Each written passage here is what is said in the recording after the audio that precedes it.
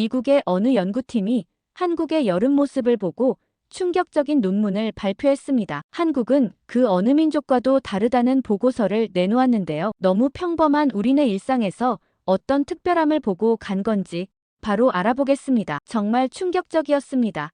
2025년 7월 마이애미에 도착한 순간 저는 제 눈을 의심할 수밖에 없었어요. 뉴욕대학교 문화인류학과 교수로서 30년간 다양한 도시의 극한 상황을 연구해왔지만 이런 광경은 처음이었습니다. 오후 2시 마이애미 비치 링컨 로드는 완전한 유령 도시였어요. 평소라면 관광객들로 북적였을 거리가 텅 비어 있었습니다. 온도계는 42.3도씨를 가리키고 있었고 습도는 무려 87%였죠. 체감온도는 상상을 초월했어요. 아스팔트 위를 5분만 걸어도 신발 밑창이 달라붙는 기분이었습니다. 가장 놀라웠던 건 이 상황이 벌써 5일째 계속되고 있다는 사실이었습니다. 호텔 직원 마크가 말하길 손님들이 로비에서만 머물고 있어요. 밖으로 나가시는 분이 거의 없죠라고 했습니다. 실제로 수영장조차 물이 너무 뜨거워서 이용이 불가능한 상태였어요. 물온도가 35도씨를 넘어 온탕 수준이었거든요. 더욱 충격적이었던 건 경제적 타격이었습니다. 사우스 비치의 야외 레스토랑들은 90% 이상이 문을 닫았고 관광 수입은 전년 동기 대비 73% 급감했다고 하더군요. 마이애미 관광청 데이터에 따르면 여름 3개월 동안 도시 전체가 사실상 마비 상태에 빠진다는 거였어요. 호텔 투숙객들은 체크아웃을 앞당기고 항공편 변경 요청이 평소의 5배로 늘었다고 했습니다. 정말 절망적이었던 건 현지인들의 반응이었습니다. 카페 사장 제니퍼는 여름엔 우리 도시가 죽어요. 3개월 동안 바깥 세상이 존재하지 않는 것 같아요 라고 말했죠. 아이들은 실내 놀이터에만 갇혀 지내고 어른들은 쇼핑몰을 전전하며 시간을 보내고 있었습니다. 베이사이드 마켓플레이스 같은 야외 명소들은 완전히 공허했어요. 가장 인상적이었던 건 저녁 8시가 되어도 상황이 크게 나아지지 않는다는 점이었어요. 일몰 후에도 기온은 38도씨를 유지했고 습도는 여전히 80%를 넘었습니다. 야외 활동이라곤 호텔 수영장 주변에서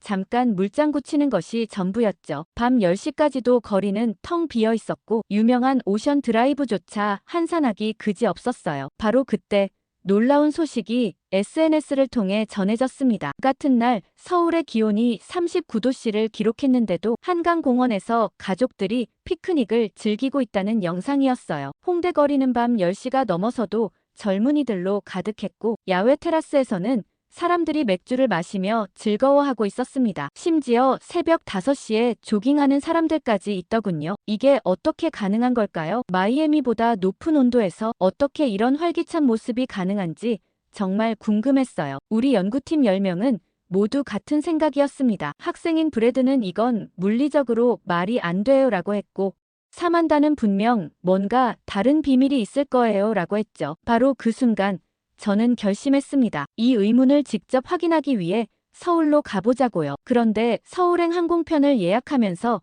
실시간 날씨를 확인해보니 서울 기온이 38.7도씨를 기록하고 있었어요. 마이애미와 거의 비슷한 수준이었습니다. 하지만 결정적인 차이가 하나 있었죠. 습도가 52%에 불과했어요. 가장 충격적이었던 건 이 온도에서도 서울 시민들이 보여주는 완전히 다른 모습이었습니다. 인스타그램과 틱톡을 통해 실시간으로 올라오는 영상들을 보면서 저는 정말 믿을 수 없었어요. 한강공원에서는 수백 명의 가족들이 돗자리를 깔고 피크닉을 즐기고 있었고 반포 무지개다리 근처에서는 젊은 커플들이 데이트를 하고 있었거든요. 더욱 놀라운 건 야간 활동의 활발함이었습니다. 홍대 입구역 주변 영상을 보니 밤 11시가 넘어서도 거리가 사람들로 가득했어요. 야외 포장마차에서는 치킨과 맥주를 주문하는 긴 줄이 늘어서 있었고 클럽 입구에는 입장을 기다리는 젊은이들이 북적거리고 있었습니다. 마이애미에서는 상상도 할 수 없는 광경이었죠. 정말 인상적이었던 건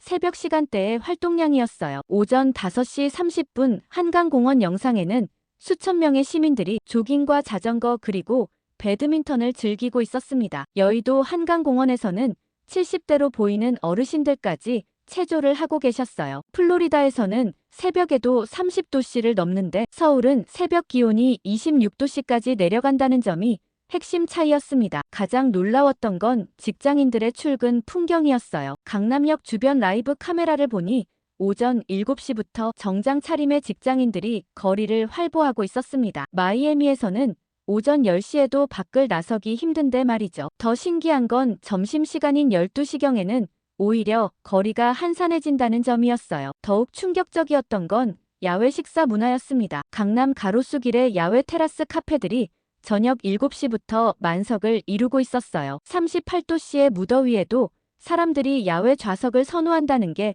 정말 신기했습니다. 이태원과 홍대에서는 루프탑 바들이 성업 중이었고 한강 치킨집들은 배달보다 현장 방문 고객이 더 많다고 하더군요. 정말 감탄스러웠던 건 서울의 지하 공간 활용도였습니다. 강남역 지하상가 실시간 영상을 보니 낮 2시경부터 사람들이 몰려들기 시작하더군요. 총 연장 200km에 달하는 지하 쇼핑몰 네트워크에서 영화 관람과 쇼핑 그리고 식사를 모두 해결하고 있었어요. 롯데월드는 여름이 오히려 성수기라고 했습니다. 처음엔 이런 현상을 이해할 수 없었지만 유튜브에서 본 인터뷰 영상에 따르면 서울대 학생 김민준 씨는 여름에는 오후 2시부터 6시까지는 절대 밖에 안 나가요. 대신 새벽 6시부터 10시, 그리고 저녁 7시부터 12시까지 모든 야외 활동을 몰아서 해요라고 말했습니다. 그제서야 이해가 갔죠. 그런데 우리 연구팀은 정말 궁금해졌어요. 브래드는 온도는 비슷한데 왜 이렇게 다른 거죠?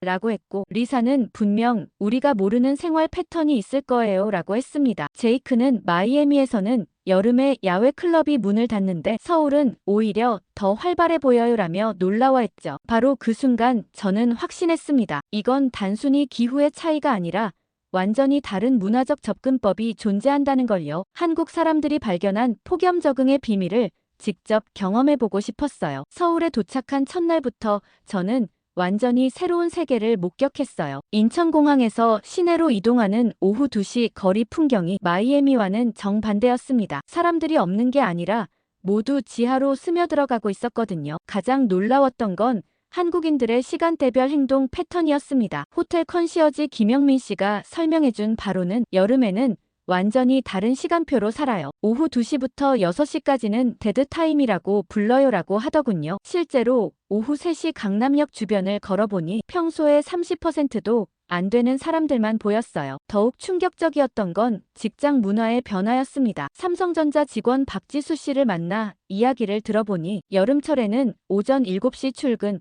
오후 4시 퇴근이 일반화되어 있다고 했어요. 여름 특별제도로 코어타임을 오전 8시부터 오후 3시까지로 조정했어요. 직원들 만족도가 92%나 올랐다고 하더군요라고 말했습니다. 정말 감탄스러웠던 건 새벽 시간대의 활용도였어요. 오전 5시 30분 한강공원에 가보니 정말 놀라운 광경이 펼쳐져 있었습니다. 수천 명의 시민들이 조깅을 하고 자전거와 배드민턴 그리고 요가를 즐기고 있었어요. 여의도 한강공원만 해도 새벽 운동 인구가 평소 여름의 3배인 15,000명에 달한다고 하더군요. 그리고 연령대마다 적응 방식이 약간씩 달랐어요. 20대 직장인 이민호 씨는 새벽 5시부터 7시까지 운동하고 오후 1시부터 5시까지는 코워킹 스페이스나 카페에서 일해요. 저녁 7시부터는 친구들과 야외 활동을 즐기죠라고 말했습니다. 60대 주부 최정자 씨는 장보기는 새벽 6시, 산책은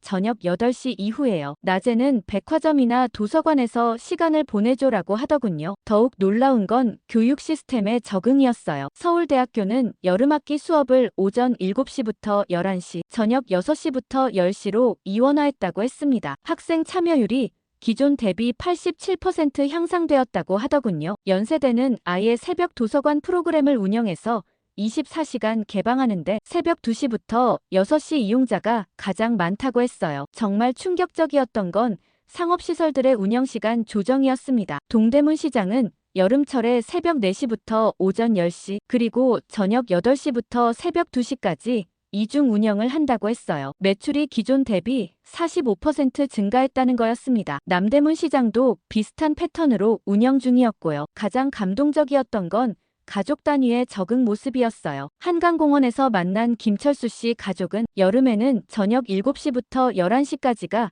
우리 가족의 골든타임이에요. 피크닉과 자전거 그리고 산책을 모두 이 시간에 해요라고 말했습니다. 8살 딸 수빈이는 밤에 나가서 노는 게 더 재미있어요 라며 웃었어요. 더욱 놀라웠던 건 에너지 절약 효과였습니다. 서울시 데이터에 따르면 시간대 분산으로 전력 피크 사용량이 23% 감소했다고 해요. 오후 2시에서 6시 전력 사용량은 줄어들고 새벽과 저녁 시간대로 분산되면서 전체 효율성이 크게 개선된 거죠. 정말 인상적이었던 건 이런 변화가 자연스럽게 이루어졌다는 점이었어요. 정부가 강제한 게 아니라 시민들이 스스로 터득한 생존 전략이었거든요. 카페 사장 정미영 씨는 처음엔 힘들었지만 적응하니까 오히려 더 건강하고 효율적이에요. 새벽 공기도 맑고 저녁 시간도 여유로워졌어요 라고 말했습니다. 우리 연구팀은 정말 감탄했어요. 브래드는 이게 바로 문화적 적응의 진수네요 라고 했고,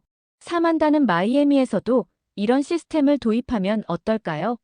라며 눈을 반짝였습니다. 저도 완전히 동감이었어요. 그런데 오후 2시가 되자 정말 신기한 일이 벌어졌습니다. 강남역 주변 거리가 갑자기 한산해지기 시작하더니 사람들이 마치 약속이라도 한 듯 지하로 사라지기 시작했어요. 저희도 호기심에 사람들을 따라 지하철 입구로 내려갔는데 그 순간 완전히 다른 세계가 펼쳐졌습니다. 지하 1층에 내려서자마자 눈앞에 거대한 쇼핑몰이 나타났어요. 처음엔 단순한 지하 상가인 줄 알았는데 걸어가면 갈수록 규모가 상상을 초월했습니다. 한 방향으로 10분을 걸어도 끝이 보이지 않더군요. 안내 표지판을 보니 강남역에서 신논현역까지 지하로 연결되어 있다고 하더라고요. 총 길이가 3.2km라는 설명을 보고 정말 놀랐어요. 브래드가 교수님, 저기 봐요.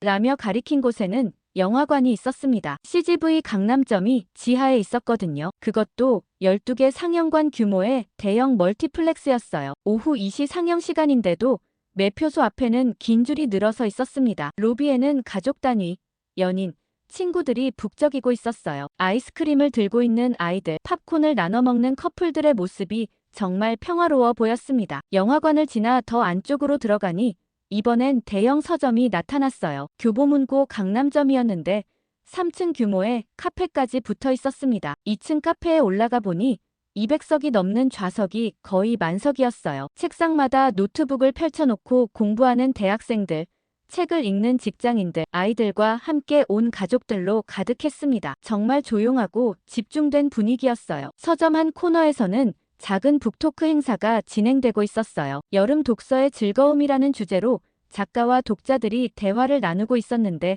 30여 명이 참석해서 진지하게 듣고 있었습니다. 여름 오후에 이런 문화 행사가 열린다는 게 정말 인상적이었어요. 서점에서 나와 계속 걸어가니 이번엔 음식점가가 나타났어요. 한식, 중식, 양식, 일식까지 없는 게 없었습니다. 점심시간이 지났는데도 대부분 식당 앞에는 웨이팅 의자에 앉아 기다리는 사람들이 있었어요. 한 분식집에서는 떡볶이 냄새가 솔솔 나고 있었고 일식집에서는 우동 국물 끓는 소리가 들렸습니다. 지하인데도 환기가 잘 되어서 음식 냄새가 전혀 눅눅하지 않았어요. 식당가를 지나니 놀랍게도 병원까지 있었어요. 강남 연세치과, 밝은 안과의원, 더마 피부과까지 의료시설이 즐비했습니다. 치과 대기실을 지나가는데 환자들이 제법 많이 앉아있는 게 보였어요. 여름 오후 시간대인데도 의료 서비스가 활발하게 이루어지고 있었습니다. 심지어 약국까지 있어서 처방전 조제도 바로 가능했어요. 리사가 이거 진짜 지하도시네요.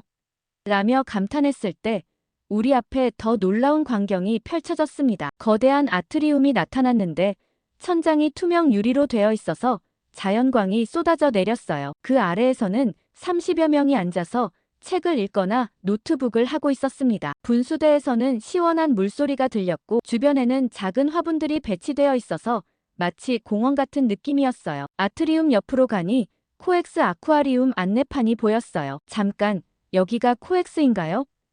제가 지나가는 시민에게 물었더니 네, 강남역에서 지하로 계속 걸어오시면 삼성역 코엑스까지 연결되어 있어요 라고 친절하게 답해주더군요. 정말 믿기 어려웠어요. 지하에서만 3km 이상을 걸어온 거였습니다. 코엑스 아쿠아리움에 들어가 보니 가족 단위 방문객들로 북적였어요. 초등학생들이 상어 수족관 앞에서 신나게 뛰어다니고 있었고 부모들은 벤치에 앉아 여유롭게 아이들을 지켜보고 있었습니다. 여름 오후 2시인데 이렇게 많은 가족들이 나들이를 즐기고 있다니 정말 신기했어요. 제이크가 이건 정말 다른 세계네요. 지상에서는 폭염이고 지하에서는 완전한 문화 공간이고라며 혀를 내둘렀어요. 저도 정말 동감이었습니다. 마이애미에서는 상상도 할 수 없는 폭염 해결책이 바로 발밑에 있었던 거예요. 지하상가에서 나와 저녁 7시가 되자 갑자기 거리가 살아나기 시작했어요. 그런데 가장 놀라운 건 사람들이 하고 있는 일이었습니다. 38도가 넘는 무더위 속에서 뜨거운 삼계탕을 먹고 있었거든요. 홍대 앞 한 삼계탕집 앞을 지나가는데 야외 테이블이 만석이었어요. 에어컨이 없는 노점에서 김이 모락모락 나는 삼계탕을 먹는 사람들을 보고 저는 정말 충격을 받았습니다. 마이애미였다면 상상도 할 수 없는 일이었거든요. 한 테이블에서는 20대 젊은이들이 땀을 뻘뻘 흘리면서도 뜨거운 국물을 후후 불며 먹고 있었어요. 사만다가 저 사람들 정신이 나간 건 아닐까요? 라며 걱정스럽게 물었을 때 옆 테이블에 앉은 직장인 한 분이 우리 대화를 듣고 웃으며 설명해 주셨어요. 이열치열이라고 해서 뜨거운 걸 먹으면 오히려 몸이 시원해져요. 처음엔 힘들지만 먹고 나면 정말 시원해집니다라고 하시더군요. 호기심이 생긴 저희는 용기를 내어 삼계탕을 주문해 봤어요. 첫 숟가락을 떠서 입에 넣는 순간 정말 뜨거웠습니다. 온몸에 땀이 쏟아졌어요. 하지만 신기하게도 5분 정도 지나니까 몸이 서서히 시원해지는 걸 느꼈습니다. 브래드는 이상해요. 분명히 뜨거운 걸 먹었는데 왜 시원해지죠?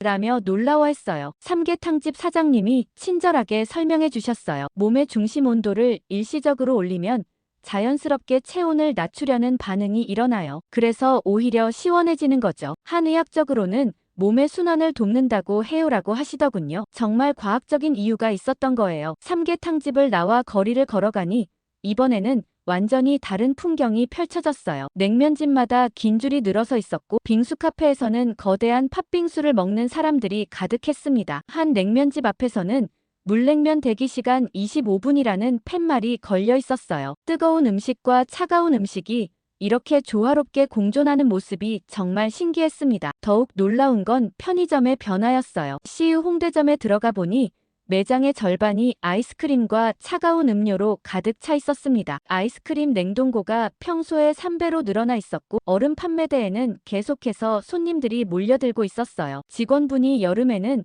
아이스크림 매출이 겨울의 15배예요라고 귀띔해 주시더군요. 편의점에서 나와 카페거리로 가니 더욱 흥미로운 광경이 기다리고 있었어요. 스타벅스 홍대점에서는 아이스 아메리카노 무제한 리필 이벤트를 하고 있었습니다. 매장 내부는 물론이고 야외 테라스까지 모든 자리가 찼어요. 야외에서 아이스 커피를 마시는 사람들을 보고 리사는 마이애미에서는 야외 카페가 여름에 문을 닫는데 여기는 정반대네요라며 감탄했습니다. 한 카페에서는 더욱 신기한 메뉴를 발견했어요. 여름 특별 메뉴라고 해서 얼음 동동 떠있는 차가운 커피와 함께 뜨거운 호떡을 파는 거였어요. 주문하는 사람들을 보니 뜨거운 호떡을 먹고 바로 차가운 커피로 입을 식히더군요. 정말 독특한 조합이었지만 사람들은 당연하다는 듯 즐기고 있었어요. 제이크가 한의원 간판을 발견하고 저기 들어가서 물어볼까요?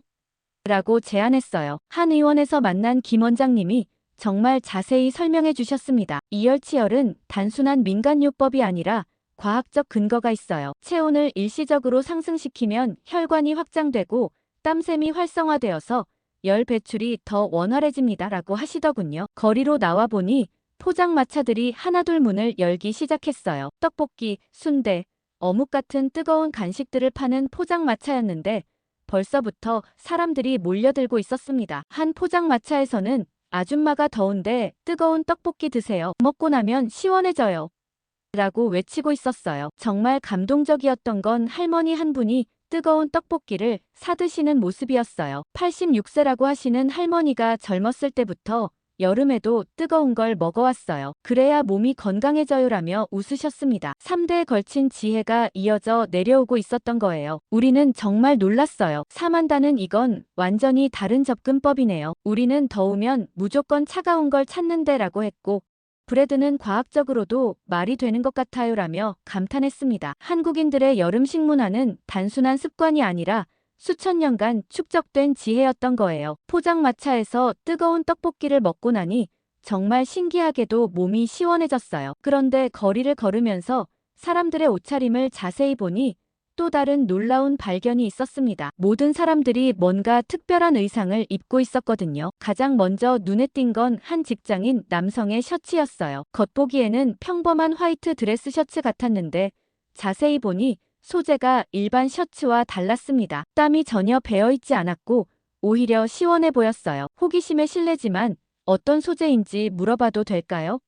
라고 물었더니 김태현 씨라고 자기소개를 하시며 친절하게 답해 주셨어요. 이거 냉감 셔츠예요. 입는 순간부터 체감 온도가 3도 정도 낮아져요. 여름 정장으로는 이만한 게 없어요라고 하시더군요. 실제로 만져보니 정말 차가운 느낌이 났습니다. 한국 직장인들이 여름에도 정장을 입고 다닐 수 있는 비밀이 바로 이런 기능성 의류에 있었던 거예요. 그 순간 브래드가 교수님, 저 여학생 목에 뭔가 달고 있어요.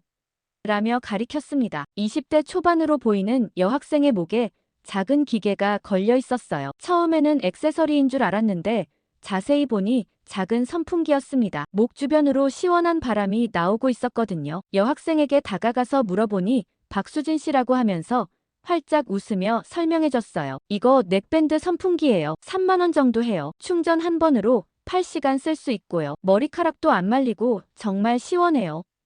실제로 그 옆에 서 있으니 시원한 바람이 느껴졌습니다. 이런 혁신적인 제품이 일상용품으로 쓰이고 있다니 정말 놀라웠어요. 수진 씨 옆에 있던 친구 최유리 씨는 손목에 파란색 밴드를 차고 있었어요. 이건 쿨링 밴드예요. 손목 혈관을 차게 해주면 온몸이 시원해져요. 친구들 사이에 인기가 많아요라고 설명했습니다. 만져보니 정말 차가웠어요. 젤 형태의 냉각 물질이 들어있어서 몇 시간 동안 차가운 상태를 유지한다고 하더군요. 거리를 더 걸어가니 이번에는 양산을 든 사람들이 눈에 띄기 시작했어요. 그런데 놀라운 건 남자들도 양산을 들고 있었다는 점이었습니다. 마이애미에서는 남성이 양산을 드는 걸 거의 본 적이 없는데 말이죠. 한 남성에게 물어보니 여기서는 남녀 구분 없이 양산 써요. 실용적이니까요 라고 당연하다는 듯 답했습니다. 양산도 단순한 양산이 아니었어요. UV 차단 기능은 기본이고 안쪽에 은색 코팅이 되어 있어서 열반사 효과까지 있었습니다. 한 여성분이 들고 있던 양산은 심지어 선풍기까지 달려 있었어요. 양산에 미니 선풍기가 붙어 있어서 그늘도 만들고 바람도 나와요. 정말 혁신적이죠. 라며 자랑스럽게 보여주셨습니다. 사만다가 한 패션 매장 앞에서 멈춰 섰어요. 매장 간판에 여름 기능성 의류 전문점이라고 적혀 있었거든요. 들어가 보니 정말 다양한 쿨링 의류들이 전시되어 있었습니다. 냉감 티셔츠, 통풍 바지, 쿨링 조끼, 심지어 냉감 속옷까지 있었어요. 매장 직원이 요즘은 모든 의류가 기능성이에요. 단순히 덮는 옷이 아니라 체온을 조절하는 도구조라고 설명했습니다. 가장 신기했던 건 아이스 조끼라는 제품이었어요. 조끼 안에 얼음팩을 넣을 수 있게 되어 있어서 몸을 직접 차갑게 만들어주는 거였습니다. 배달 기사분들이나 야외 근무자분들이 많이 찾으세요. 3시간 정도 시원함이 지속돼요라고 하더군요. 정말 실용적인 발명품이었어요. 매장에서 나와 지하철역으로 향하는 길에 또 다른 흥미로운 광경을 봤습니다. 한 아주머니가 목에 수건을 두르고 있었는데 그 수건에서 시원한 향기가 났어요. 실례지만 무슨 수건인가요?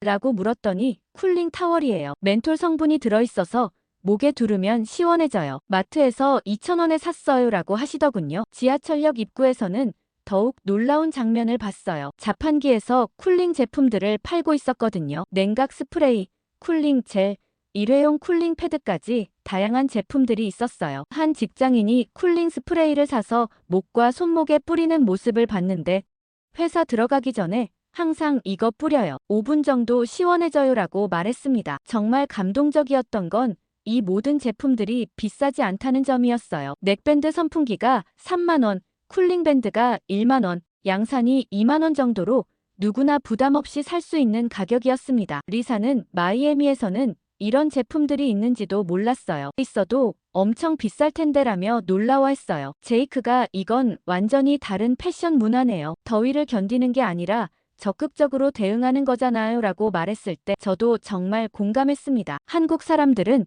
폭염을 패션으로도 이기고 있었던 거예요. 쿨링 제품들을 구경하고 지하철을 타고 홍대로 이동했는데 저녁 8시가 되자 정말 마법 같은 일이 벌어졌습니다. 오후에 텅 비었던 거리가 갑자기 사람들로 넘쳐나기 시작했어요. 마치 지하에 숨어있던 모든 사람들이 일제히 지상으로 올라온 것 같았습니다. 홍대 입구역 9번 출구에서 나오자마자 눈앞에 펼쳐진 광경이 정말 놀라웠어요. 낮에는 한산했던 홍익로가 축제 분위기로 바뀌어 있었거든요. 클럽 앞에는 벌써 긴 줄이 늘어서 있었고 거리 곳곳에서는 버스킹 공연이 시작되고 있었습니다. 기타를 든 청년이 노래하고 있었는데 주변에 20여 명이 둘러서서 박수를 치고 있었어요. 가장 놀라운 건 야외 테라스들이 모두 만석이라는 점이었습니다. 낮에는 아무도 앉지 않았던 노천 카페 자리들이 저녁이 되자 금세 사람들로 가득 찼어요. 한 카페 테라스에서는 대학생들이 맥주를 마시며 즐겁게 수다를 떨고 있었고 다른 테라스에서는 직장인들이 치킨을 시켜놓고 회식을 하고 있었습니다. 브레드가 이상해요. 아직도 35도가 넘는데 어떻게 야외에서 이렇게 편안해할 수 있죠? 라며 의아해했어요. 실제로 온도계를 확인해보니 오후 8시인데도 기온이 35.2도였거든요. 하지만 사람들은 전혀 더워하는 기색이 없었습니다. 오히려 활기차고 즐거워 보였어요. 한 야외 테라스에 앉아있는 회사원들에게 다가가서 물어봤습니다. 이렇게 더운데 어떻게 밖에서 술을 드실 수 있나요? 그러자 김영수 씨라는 분이 웃으며 답했어요. 저녁이 되면 바람이 불어서 생각보다 괜찮아요. 그리고 시원한 맥주 마시면서 친구들과 있으니까 더위가 별로 안 느껴져요. 옆에 있던 동료 박지영 씨는 실내보다 야외가 더 시원할 때도 있어요. 에어컨 바람보다 자연 바람이 더 좋거든요라고 덧붙였습니다. 테라스에 앉아 주변을 관찰하니 정말 신기한 점들을 발견할 수 있었어요. 모든 야외 좌석에는 대형 선풍기가 설치되어 있었고 테이블마다 얼음통이 놓여 있었습니다. 어떤 곳에서는 천장에 미스트 분사기까지 설치해서 주기적으로 시원한 물 한 개를 뿌려주고 있었어요. 단순히 야외에 테이블만 놓은 게 아니라 더위를 이길 수 있는 모든 장치들이 갖춰져 있었던 거죠. 홍대 걷고 싶은 거리로 들어가니 더욱 활기찬 모습을 볼 수 있었어요. 포장마차들이 하나둘 문을 열기 시작했는데 벌써부터 사람들이 몰려들고 있었습니다. 떡볶이, 순대, 어묵을 파는 포장마차에서는 김이 모락모락 나고 있었지만 사람들은 전혀 개의치 않고 줄을 서서 기다리고 있었어요. 한 포장마차 앞에서 순대를 사 먹고 있는 대학생 이민수 씨에게 물어봤습니다. 이렇게 더운데 뜨거운 음식을 드셔도 괜찮으세요? 민수 씨는 오히려 저녁에 뜨거운 거 먹으면 속이 시원해져요. 그리고 친구들이랑 같이 먹으니까 더위는 잊어버리게 되어요라며 웃었습니다. 옆에서 어묵을 먹던 친구 최수빈 씨는 낮에는 집에서 에어컨 틀고 있다가 저녁에 나와서 이렇게 놀아요. 이게 우리 여름 루틴이에요라고 말했습니다. 걷고 싶은 거리 중간쯤에서 정말 놀라운 광경을 목격했어요. 야외 무대에서 댄스 퍼포먼스가 진행되고 있었는데 관객이 200명도 넘게 모여 있었거든요. 무대 위에서는 10대 청소년들이 땀을 뻘뻘 흘리며 격렬한 춤을 추고 있었고 관객들은 박수를 치며 열광하고 있었습니다. 35도가 넘는 야외에서 이런 공연이 가능하다는 게 정말 신기했어요. 공연을 보던 중 사만다가 제 옆구리를 쿡 찔렀어요. 교수님, 저기 보세요.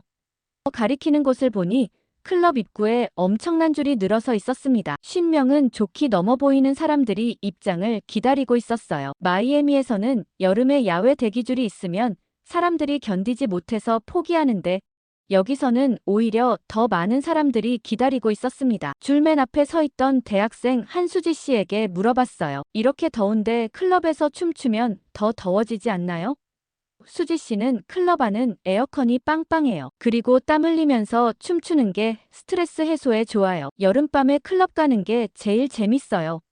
라고 대답했습니다. 뒤에 있던 친구들도 모두 고개를 끄덕이며 동의하고 있었어요. 클럽 앞을 지나 한강 쪽으로 걸어가니 또 다른 놀라운 풍경이 기다리고 있었어요. 한강공원으로 이어지는 다리 위에서부터 벌써 사람들이 보이기 시작했거든요. 저녁 9시가 넘었는데도 한강공원은 나처럼 활기차 보였습니다. 자전거를 타는 사람들, 돗자리를 깔고 치킨을 먹는 가족들, 조깅하는 커플들로 가득했어요. 한강공원에 도착해서 정말 충격을 받았습니다. 수천 명의 사람들이 야외에서 각자의 시간을 즐기고 있었거든요. 치킨과 맥주를 시켜놓고 피크닉을 하는 그룹들이 곳곳에 보였고 돗자리 위에서는 아이들이 뛰어놀고 있었습니다. 심지어 캠핑용 텐트를 설치해놓고 밤을 보내려는 사람들도 있었어요. 한 가족에게 다가가서 이야기를 들어봤습니다. 아버지 김철수 씨는 낮에는 너무 더워서 집에만 있다가 저녁에 나와요. 한강 바람이 시원해서 아이들도 좋아해요라고 말했습니다. 옆에서 치킨을 뜯고 있던 딸 예은이는 밤에 한강에서 치킨 먹는 게 제일 좋아요. 낮보다 밤이 더 재밌어요라며 활짝 웃었습니다. 리사가 정말 신기해요. 마이애미에서는 밤에도 너무 더워서 야외 활동이 불가능한데라며 감탄했을 때 저도 정말 동감했습니다. 한국의 여름밤은 단순히 더위를 피하는 시간이 아니라 오히려 더 활발하게 즐기는 시간이었던 거예요. 한강공원에서 밤 문화를 체험하고 호텔로 돌아와서 하루를 정리하다 보니 한국인들의 생활 패턴이 정말 체계적이라는 걸 깨달았어요. 단순히 더위를 피하는 게 아니라 완전히 새로운 라이프 스타일을 만들어낸 거였습니다. 다음날 아침 일찍 일어나 이 궁금증을 해결하기 위해 서울시청으로 향했어요. 서울시 기후환경본부에서 만난 이정민 과장님이 정말 흥미로운 데이터를 보여주셨습니다. 서울 시민들의 여름철 전력 사용 패턴을 보면 정말 신기해요. 오후 2시부터 6시까지는 사용량이 급격히 줄어들고 새벽 5시부터 8시,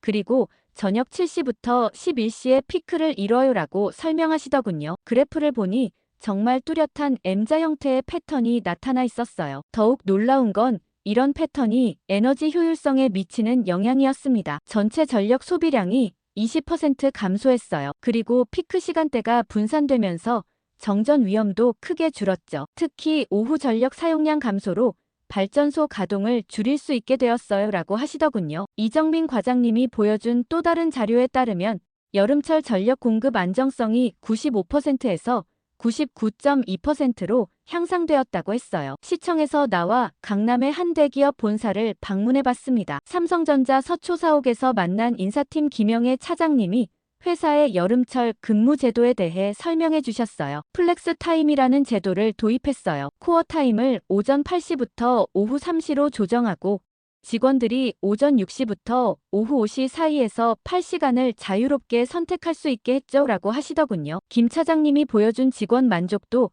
조사 결과가 정말 인상적이었어요. 여름철 근무 만족도가 기존 65%에서 92%로 올랐어요. 통근 시간도 줄어들고 체력 소모도 적어져서 업무 효율성이 오히려 향상됐다고 해요. 특히 자녀가 있는 직원들이 오후에 아이들과 더 많은 시간을 보낼 수 있게 되어서 좋아하시더군요 라고 말씀하셨습니다. 사옥 1층 카페테리아에서 점심을 먹으면서 직원들과 이야기를 나눠봤어요. 마케팅팀 박민석 대리는 처음에는 새벽 출근이 힘들 것 같았는데 적응하고 나니까 오히려 더 좋아요. 오후 4시에 퇴근해서 아이들 학원 데려다주고 저녁에는 가족과 한강에서 치킨도 먹고요. 삶의 질이 정말 좋아졌어요 라고 말했습니다. 개발팀 이수진 과장은 오전에 집중력이 더 좋아요. 새벽 공기도 맑고 지하철도 덜 붐비고요. 오후에는 카페에서 개인 공부를 하거나 친구들과 만날 수 있어서 만족해요 라고 했어요. 가장 인상적이었던 건 모든 직원들이 이 제도에 대해 긍정적으로 평가한다는 점이었습니다. 삼성전자를 나와 홍대 근처의 스타트업 회사도 방문해봤어요. 게임 개발 회사 플레이위드의 김태훈 대표는 더욱 유연한 시스템을 운영하고 있었습니다. 저희는 아예 여름철에는 오후 1시부터 6시까지를 쿨타임으로 정했어요. 이 시간에는 회사에 나오지 않아도 되고 대신 새벽이나 저녁에 일하면 되죠라고 설명했어요. 플레이위드의 쿨타임 제도가 정말 혁신적이었어요. 오후 시간에는 사무실을 거의 비우고 직원들은 각자 원하는 곳에서 일하거나 휴식을 취할 수 있었습니다. 개발자 최성민 씨는 오후에는 집에서 게임하거나 영화 보다가 저녁에 회사 나와서 밤 12시까지 집중해서 일해요. 창의성도 더 좋아지고 스트레스도 줄었어요 라고 만족해했습니다. 브래드가 이건 완전히 새로운 일하는 방식이네요. 실리콘밸리에서도 이런 걸 시도해봐야겠어요 라며 감탄했을 때 김 대표는 성과도 좋아졌어요. 여름철 생산성이 기존 대비 15% 향상되었고 직원 이직률도 크게 줄었어요 라고 자랑스럽게 말했습니다. 오후 2시가 되자 정말 신기한 일이 벌어졌어요. 회사 사무실이 텅 비기 시작한 거예요. 남아있는 직원은 5명 중 1명 정도였고 나머지는 모두 각자의 쿨타임을 보내러 떠났습니다. 어떤 직원은 집으로, 어떤 직원은 카페로, 또 어떤 직원은 영화관으로 향했어요. 사만다가 이게 바로 한국식 시에스타네요.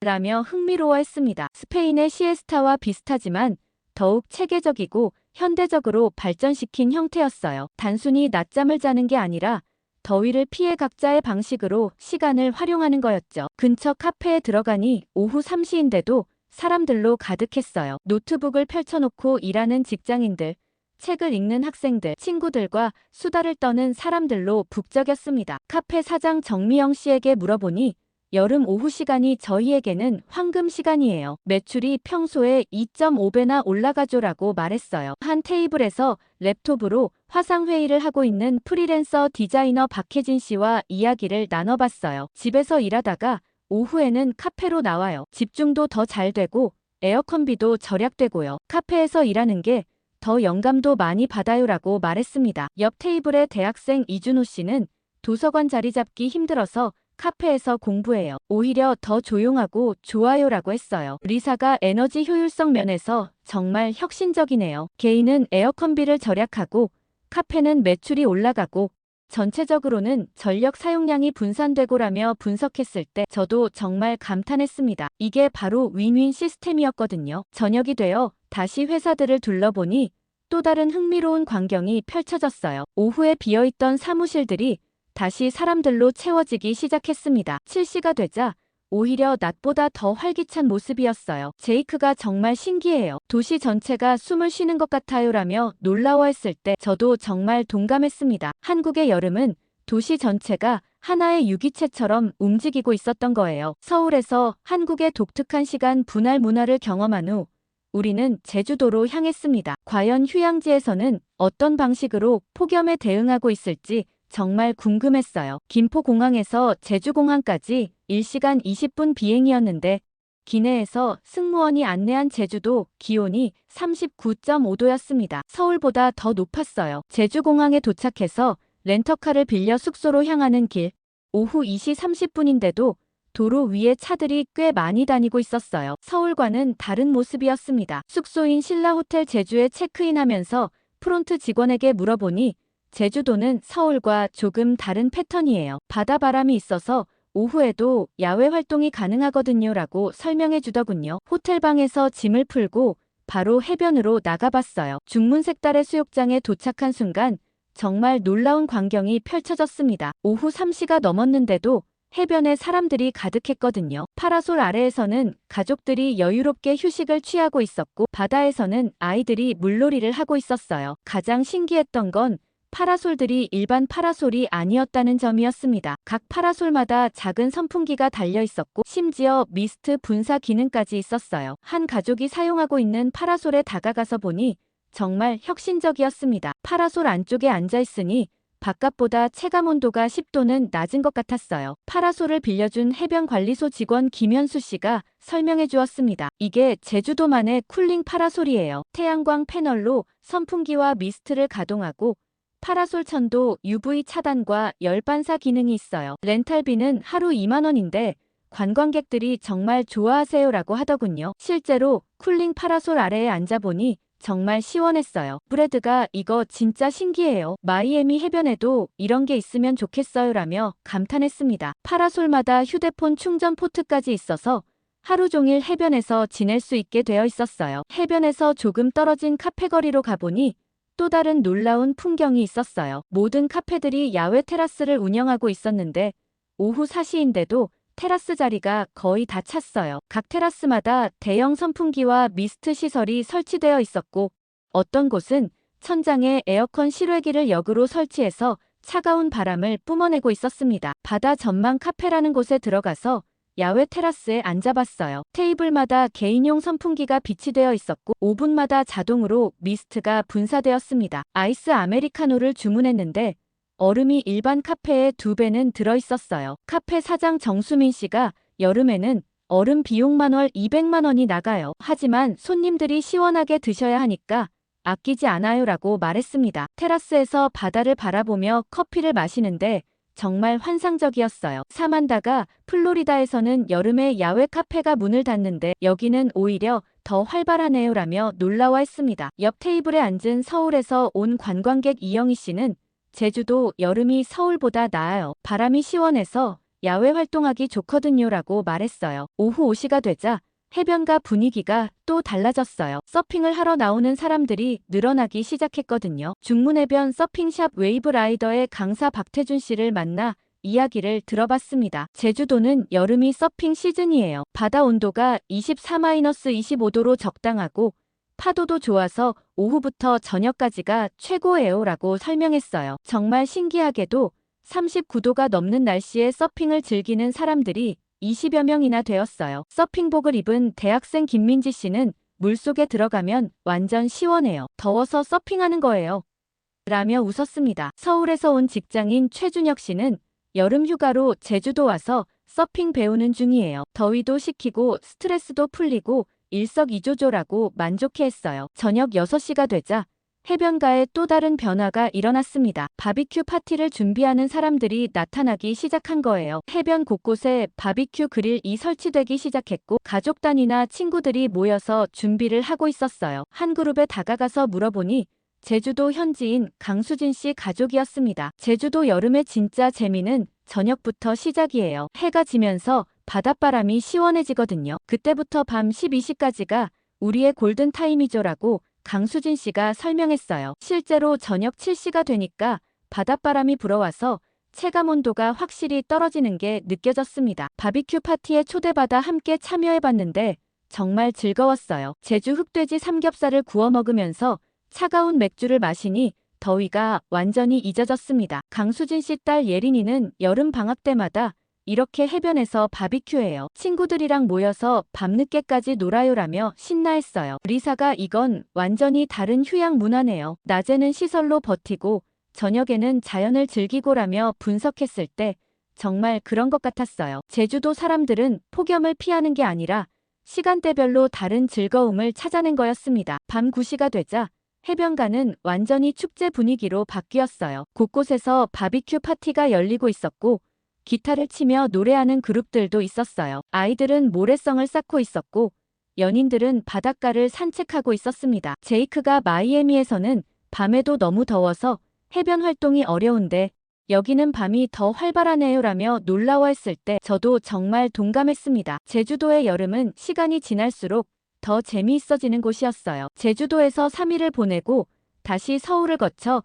뉴욕으로 돌아가는 비행기에서 저는 지난 일주일간의 경험을 정리하며 정말 많은 생각이 들었어요. 한국에서 본 것들이 단순한 개별적 해결책이 아니라 하나의 완전한 문화 시스템이었다는 걸 깨달았거든요. 뉴욕에 도착하자마자 연구팀과 함께 NYU 문화인류학과 대강당에서 발표 준비에 들어갔습니다. 발표 일주일 전 우리가 촬영한 영상들과 수집한 자료들을 정리하면서 정말 놀라웠어요. 브래드가 편집한 타임랩스 영상을 보니 서울의 하루가 마치 거대한 생명체가 숨쉬는 것처럼 보였거든요. 오전에 활기차게 시작해서 오후에 지하로 숨어들고 저녁에 다시 폭발적으로 활성화되는 모습이 정말 아름다웠어요. 사만다가 정리한 데이터도 인상적이었습니다. 한국의 여름철 전력 효율성이 미국보다 35% 높고 폭염 관련 의료비는 40% 적게 나와요. 그런데 삶의 질 지수는 오히려 더 높아요라며 보고서를 보여줬습니다. 수치로만 봐도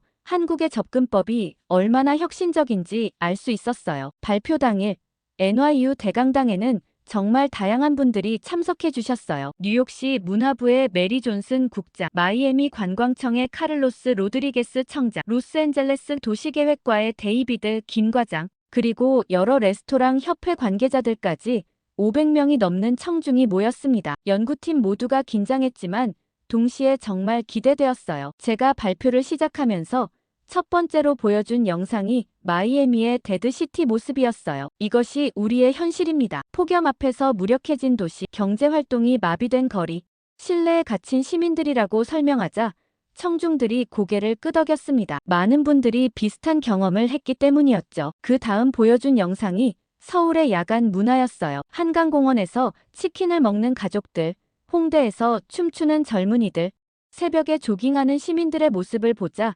청중들이 웅성거리기 시작했습니다. 이것이 같은 온도에서 일어나는 일입니다. 기온 39도, 하지만 완전히 다른 문화라고 말하자 박수가 터져 나왔어요. 브래드가 나서서 시간대 전환 문화에 대해 발표했습니다. 한국인들은 폭염과 싸우는 대신 함께 춤을 춥니다. 오후는 휴식 시간, 새벽과 저녁은 활동 시간으로 자연스럽게 분할해서 살아가요라며 그래프를 보여줬어요. 뉴욕시 문화부 국장이 정말 혁신적인 접근이네요. 시에스타의 현대적 진화군요라며 감탄했습니다. 사만다는 지하 문화공간에 대해 발표했어요. 서울의 지하상가는 단순한 쇼핑몰이 아니라 완전한 문화도시입니다. 총 200km의 네트워크에서 영화관, 도서관, 카페, 병원까지 모든 것이 가능해요라고 설명하자 로스앤젤레스 도시계획과 과장이 LA 지하철역 개발에 적용할 수 있겠네요라며 메모를 하더군요. 리사가 발표한 이열치열 문화가 특히 인상적이었어요. 39도에서 뜨거운 삼계탕을 먹는다는 건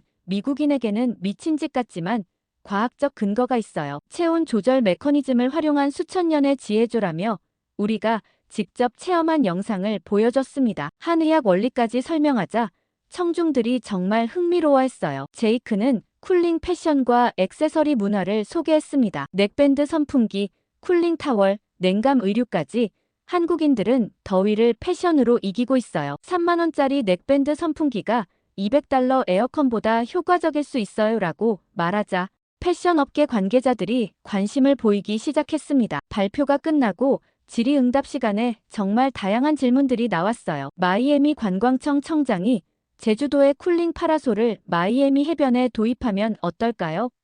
라고 물었고 저는 정말 좋은 아이디어입니다. 관광 수입 증대에도 도움이 될 거예요 라고 답했습니다. 뉴욕시 레스토랑 협회 회장이 이열치열 음식 문화를 뉴욕에서도 시도해 볼 수 있을까요? 라고 물었을 때 리사가 이미 K타운에서 삼계탕 인기가 높아지고 있어요. 홍보만 잘하면 충분히 가능할 것 같아요 라고 답했습니다. 가장 인상적이었던 질문은 MIT 도시계획학과 교수에게서 나왔어요. 한국의 이런 문화적 적응이 다른 도시에서도 적용 가능할까요? 기후와 문화적 차이가 있는데 라는 질문이었습니다. 저는 핵심은 기술이 아니라 마인드셋입니다. 폭염을 적으로 보지 말고 함께 살아갈 파트너로 보는 관점의 전환이 필요해요라고 답했어요. 발표 후 정말 놀라운 일들이 벌어지기 시작했습니다. 센트럴파크 관리공단에서 연락이 와서 여름 야간 피크닉 프로그램을 시범 운영해보고 싶다고 했어요. 브루클린 문화재단에서는 지하철역 문화공간 확장 프로젝트에 자문을 구하고 싶다며 미팅을 요청했습니다. 마이애미시에서는 공식적으로 한국 여름 모델 연구팀을 구성해서 제주도 쿨링 파라솔 도입을 검토하겠다고 발표했어요. 로스앤젤레스에서는 할리우드 지역에 이열치열 레스토랑 특구 조성을 계획한다고 했습니다. 정말 꿈같은 일들이었어요. 연구팀 학생들도 각자의 길을 찾아가기 시작했습니다. 브래드는 뉴욕시청 문화정책과에서 야간 문화 활성화 프로젝트를 담당하게 되었고 사만다는 마이애미 관광청에서 여름 문화 프로그램 기획자로 일하게 되었어요. 리사는 K-서머 패션 브랜드를 런칭했고 제이크는 한국과 미국을 오가며 문화 교류 프로그램을 운영하기 시작했습니다. 저 역시 NYU에서 기후 적응 문화학이라는 새로운 강의를 개설하게 되었어요. 첫 수업에 200명이 몰려서 강의실을 바꿔야 할 정도였습니다. 학생들의 관심이 정말 뜨거웠어요. 발표 후 6개월이 지나자 정말 놀라운 변화들이 미국 곳곳에서 일어나기 시작했어요. 가장 먼저 변화를 보인 곳은 뉴욕이었습니다. 센트럴파크에서 시범적으로 시작한 프로그램이 대성공을 거두었거든요. 저녁 8시부터 자정까지 공원을 개방해서 야외 피크닉을 허용했는데 첫 주말에만 5,000명이 참여했어요. 센트럴파크 관리사무소의 제니퍼 스미스 과장에게서 연락이 왔을 때 정말 기뻤어요. 에밀리 교수님, 정말 감사해요. 한국에서 보신 한강공원 문화를 뉴욕에 적용했는데 시민들 반응이 폭발적이에요라며 흥미로운 데이터를 보내주셨습니다. 야간 피크닉 참여자들의 만족도가 98%에 달했고 주변 음식점 매출도 35% 증가했다고 하더군요. 더욱 놀라운 건 뉴욕 시민들이 스스로 한국식 문화를 받아들이기 시작했다는 점이었어요. 타임스퀘어 근처에서 치킨과 맥주 조합을 파는 푸드트럭들이 인기를 끌기 시작했고 브루클린에서는 한국식 나이트 마켓이 매주 금요일마다 열리게 되었습니다. 한 참가자 마이클 존슨 씨는 처음엔 이상했는데 해보니까 정말 재밌어요. 여름밤이 이렇게 즐거울 줄 몰랐어요 라고 말했어요. 브래드가 담당하고 있는 지하철역 문화공간 프로젝트도 순조롭게 진행되고 있었어요. 유니언 스퀘어역에 시범적으로 설치한 쿨링존에는 에어컨, 무료 와이파이, 휴식 공간이 마련되어 있었는데 여름 오후 시간대 이용객이 하루 평균 800명을 넘었어요. 브래드는 한국의 지하상가만큼은 아니지만 뉴욕만의 방식으로 발전시켜 나가고 있어요라며 자신감을 보였습니다. 마이애미의 변화는 더욱 드라마틱했어요. 사만다가 기획한 마이애미 비치 프로그램이 시작되면서 관광객 수가 여름철에도 급격히 늘어났거든요. 제주도에서 영감을 받은 콩링 파라솔 신계를 사우스 비치에 설치했는데 하루 평균 이용률이 95%를 넘었어요. 마이애미 관광청 청장 카를로스 로드리게스는 여름 관광 수입이 작년 대비 60% 증가했어요. 한국의 아이디어가 마이애미를 구했습니다라고 감사 인사를 전해왔어요. 더욱 흥미로운 건 마이애미 현지 레스토랑들이 한국식 여름 메뉴를 도입하기 시작했다는 점이었어요. 리틀 하바나의 유명 쿠바 레스토랑 라 카레타에서는 한국식 메뉴를 출시했는데 뜨거운 쿠바식 스튜와 차가운 맥주를 함께 파는 이열치열 콤보가 인기 메뉴가 되었어요. 사장 호세 마르티네스는 손님들이 처음엔 이상해했지만 먹어보고는 모두 좋아해요. 여름 매출이 30% 늘었어요라고 말했습니다. 로스앤젤레스의 변화도 인상적이었어요. 할리우드 블러바드의 K 스트리트라는 구역이 조성되어서 한국식 여름 문화를 체험할 수 있게 되었거든요. 넥밴드 선풍기를 판매하는 팝업 스토어, 냉감 의류 전문점, 이열치열 레스토랑들이 줄지어 들어섰어요. 한국에서 돌아온 지 한 달이 지난 2025년 8월, 저는 뉴욕의 센트럴파크에서 정말 놀라운 광경을 목격했어요. 저녁 8시가 넘었는데도 수백 명의 사람들이 돗자리를 깔고 피크닉을 즐기고 있었거든요. 치킨과 맥주를 나눠 먹는 가족들, 기타를 치며 노래하는 젊은이들, 아이들과 함께 뛰어노는 부모들의 모습이 한강공원에서 봤던 그 장면과 똑같았어요. 한 가족에게 다가가서 이야기를 들어보니 정말 감동적이었습니다. 브루클린에 사는 마이클 존슨 씨는 인터넷에서 한국의 야간 피크닉 문화를 보고 따라해봤는데 정말 좋더라고요. 이제 매주 금요일마다 가족들과 센트럴파크에 와요라며 웃었습니다. 옆에 있던 아내 사라는 처음엔 이상했는데 해보니까 낮보다 훨씬 시원하고 재미있어요. 아이들도 정말 좋아해요라고 말했어요. 더욱 놀라운 건 이런 변화가 자발적으로 일어나고 있다는 점이었어요. 뉴욕시에서 공식적으로 추진한 프로그램이 아니라 시민들이 SNS를 통해 한국 문화를 알게 되고 스스로 따라하기 시작한 거였거든요. 우리 연구팀 학생들의 근황도 정말 자랑스러웠어요. 브래드는 뉴욕시청에서 인턴십을 시작했는데 담당 공무원이 한국에서 직접 경험한 걸 바탕으로 뉴욕시 여름 문화 정책을 제안해달라고 요청했다고 해요. 사만다는 마이애미 관광청에서 여름 관광 활성화 프로젝트 자문을 맡게 되었고, 리사는 한국에서 가져온 쿨링 액세서리들을 판매하는 온라인 쇼핑몰을 오픈했어요. 제이크는 가장 큰 변화를 보였어요. 한국어 공부를 시작해서 매일 2시간씩 온라인 수업을 듣고 있었거든요. 한국 문화를 제대로 이해하려면 언어부터 배워야 할 것 같아요. 내년 여름에는 다시 한국에 가서 더 깊이 있게 연구하고 싶어요라며 열정을 보였습니다. 가장 인상적이었던 건 미국 언론의 반응 변화였어요. 처음에는 회의적이었던 CNN에서 특집 다큐멘터리를 제작한다고 연락이 왔어요. 뉴욕타임스 기자 제임스 윌슨과의 인터뷰에서 가장 기억에 남는 질문이 있었어요. 교수님이 생각하시기에 다른 나라들이 한국에서 배워야 할 가장 중요한 것은 무엇인가요?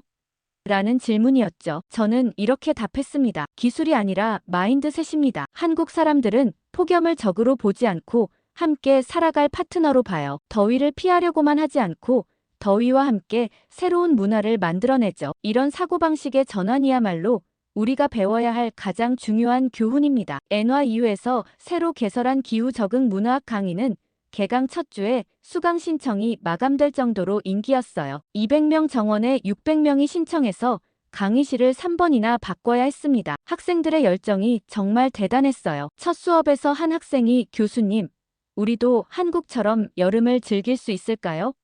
라고 물었을 때 저는 확신을 갖고 물론이죠. 라고 답할 수 있었어요. 8월 말 정말 뜻밖의 소식이 들려왔어요. 서울시에서 공식 초청장을 보내온 거였습니다. 2025 서울국제기후적응문화포럼에서 기조연설을 해달라는 요청이었어요. 전 세계 50개 도시의 시장들과 연구자들이 참석하는 대규모 행사였습니다. 초청장을 받고 정말 감격스러웠어요. 얼마 전만 해도 저는 한국에 대해 거의 아무것도 모르는 미국 교수였는데 이제는 한국의 문화를 세계에 알리는 역할을 맡게 된 거였거든요. 브래드는 교수님, 이제 정말 한국 문화 전도사가 되신 거네요. 라며 웃었고, 사만다는 우리가 한국에서 본 것들이 정말 세계를 바꾸고 있어요 라며 감탄했어요. 9월에 다시 한국을 방문하기로 하면서 저는 이번 여행에서 또 어떤 새로운 발견을 하게 될지 정말 기대되었어요. 이제 한국은 저에게 단순한 연구 대상이 아니라 새로운 미래를 보여주는 희망의 땅이 되었거든요. 마지막으로 제가 NYU 동료 교수들에게 자주 하는 말이 있어요. 기후위기는 끝이 아니라 새로운 시작입니다. 그리고 그 시작은 언제나 문화에서 나옵니다. 한국이 그걸 증명해 보였어요. 이 말을 할 때마다 저는 정말 확신에 찼어요. 우리는 기후위기를 이겨낼 수 있고 그 방법은 바로 한국에서 배운 문화적 지혜에 있다고요. 한국적인 것이 세계적인 것이다 라는 말이 떠오르는데요. 끝까지 시청해 주셔서 감사드리고 댓글, 좋아요 많이 부탁드립니다.